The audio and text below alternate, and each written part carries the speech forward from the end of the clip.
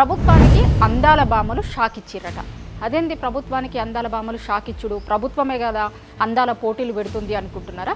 మామూలుగా ఇప్పుడు తెలంగాణ రాష్ట్రంలో మిస్ వరల్డ్ పోటీలు జరుగుతున్నాయి.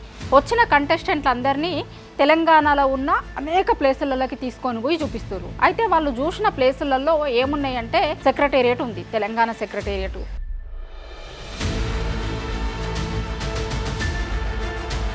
బుద్ధవనం దగ్గరికి పోయారు, దాని తర్వాత కమాండ్ కంట్రోల్ సెంటర్కి పోయారు,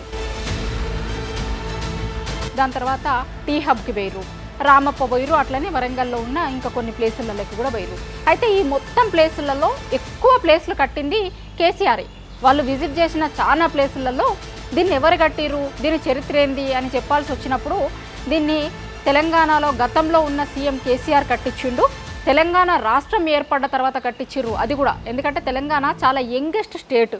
తెలంగాణ రాష్ట్రం ఏర్పడ్డ తర్వాత కట్టినాయి అవన్నీ కూడా. సో వాళ్ళు అడిగిన ప్రతి ప్రశ్నకి కూడా కేసీఆర్ అనే సమాధానం వచ్చేసరికి అసలు ఎవరు కేసీఆర్, ఎప్పుడు కట్టిర్రు, ఎందుకు ఇంత పెద్ద పెద్ద కట్టడాలు కట్టాలన్న ఐడియా ఎందుకు వచ్చింది, ఎందుకోసం తెలంగాణ ప్రజల కోసం ఇదంతా ఎందుకు చేసిర్రు, ఇదంతా క్వశ్చన్లు అడుగుతుర్రట వచ్చినటువంటి వాళ్ళందరూ.